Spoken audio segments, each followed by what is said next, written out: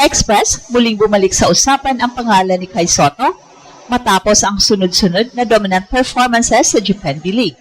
Mula sa isang mababang scoring game at isang suspension, nag-reset ang trajectory ni Kai at ang sumunod ay dalawang sunod-sunod na game MVP outings laban sa Kawasaki Brave Thunders. Sa loob ng dalawang gabi, nag-poste si Kai ng 27 points at 8 rebounds, kasunod ang 20 points at 12 rebounds, parehong may mataas na efficiency at malinaw na control sa loob. Ang ganitong klase ng production ang dahilan kung bakit muling napapansin si Kai sa international scouting circles, hindi lang dahil sa kanyang numero, kundi sa paraan ng pagkuha niya ng mga puntos, selective shot making, mahusay na timing sa pick and roll, at improved physicality sa ilalim. Para sa mga team na naghahanap ng size at interior presence, mahalaga ang ganitong profile. Sa edad na 23, si Kai ay nasa critical na yugto ng kanyang career and drafted siya noong 2022. Nagkaroon ng exposure sa NBA G League at nakapaglaro sa NBA Summer League noong 2023 kasama ang Orlando Magic pero hindi pa ito nagresulta sa kontrata. Matapos ang stint sa Australia at Japan, malinaw na mas kompleto na ang kanyang laro kumpara sa nakaraan, mas malakas ang katawan, mas maayos ang decision-making at mas consistent ang impact sa parehong ends ng court.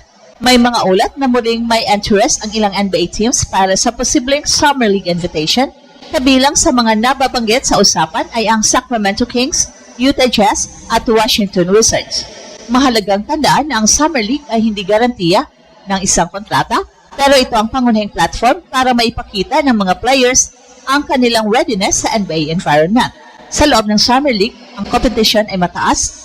Puno ito ng rookies, sophomores at French players na gustong mag-secure ng roster spot.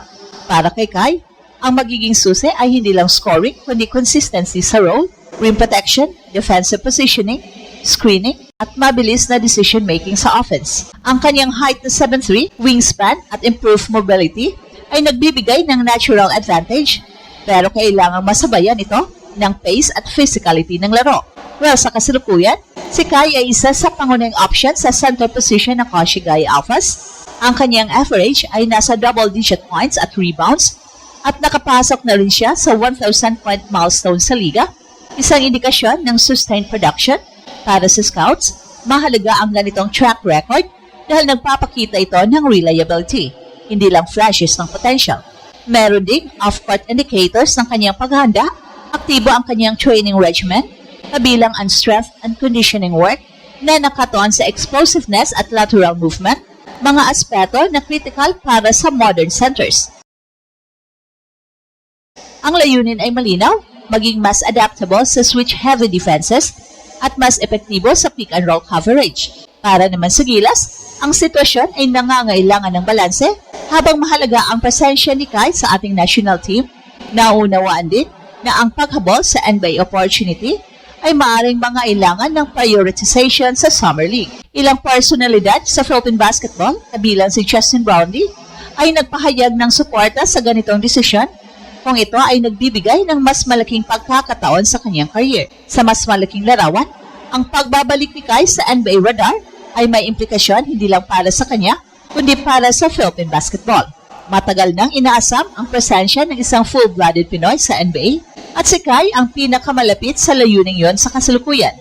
Ang kanyang pagunlad mula sa raw prospect hanggang sa mas refined na big man ay nagpapakita ng epekto ng tuloy-tuloy na exposure sa international competition.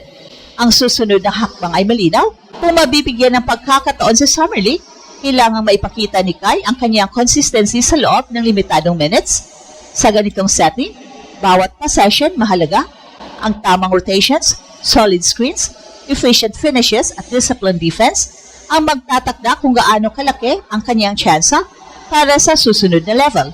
Maaring Chile contract, Exhibit 10 deal, o posibleng two-way opportunity. Well, sa kabuuan, muling bumalik ang pangalan ni Kai Sotto sa usapan ng NBA dahil sa kombinasyon ng kanyang performance at development. Hindi na lamang siya kilala sa kanyang height, nakikita na rin ang kanyang impact sa actual games. Ang Summer League, kung mangyayari, ay magsisilbing test kung gaano nakalapit ang kanyang laro sa NBA standard. Ang direksyon ay nakadepende sa susunod na yugto, pero sa kasalukuyan, malinaw ang trend, may momentum, may interest at may pagkakataon. Sa mas malalim na analysis,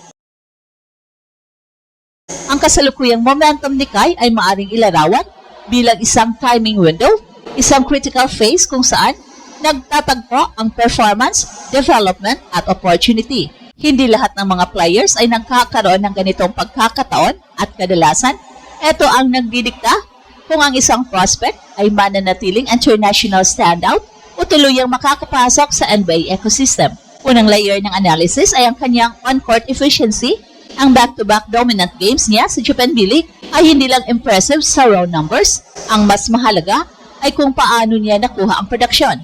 Sa modern basketball evaluation, tinitingnan ng mga scouts ang shot diet ng isang player at sa kaso ni Kai, karamihan ng kanyang puntos ay nanggaling sa high percentage areas, pick and roll finishes, cuts, offensive rebounds, at controlled post touches. So ibig sabihin, hindi siya umaasa sa low efficiency isolations. Ito ay mahalagang indicator na kaya niyang mag-fit sa system-based offense ng NBA, kung saan ang role players ay kailangang efficient at hindi ball dominant.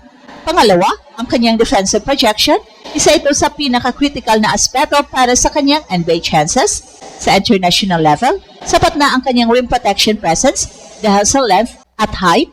Pero sa NBA, hindi lang shot blocking ang basihan, kailangan din ng lateral mobility, switchability at awareness sa defensive schemes.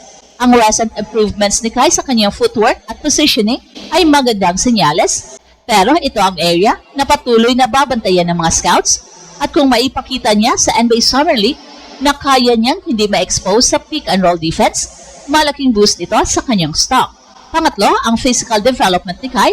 Isa sa mga dating concerns kay Kai ay ang kanyang frame, medyo lean para sa banggaan sa loob, pero ngayon makikita ang gradual improvement sa upper body strength at lower body explosiveness.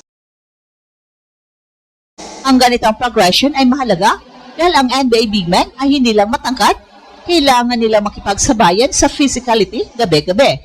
Ang added strength ay hindi lang para sa scoring, kundi para sa rebounding battles at defensive anchoring. So ngayon, pag-usapan natin ang role translation, isang konsepto kung saan sinusuri kung ang ginagawa ng player sa current league niya ay directly transferable sa NBA role. Sa Koshigaya Alpha, si Kai ay may mas malaking offensive responsibility, pero sa NBA, malamang magsisimula siya bilang role player, screen setter, rim runner at situational rim protector. Ang challenge dito ay kung kaya niyang i-adjust ang mindset mula sa pagiging focal point papunta sa pagiging complementary piece. Ito ang transition na maraming talented players ang nahihirapan. At ito ang Express Info kung saan bawat kwento ginulat ang mundo. Don't forget to like and subscribe.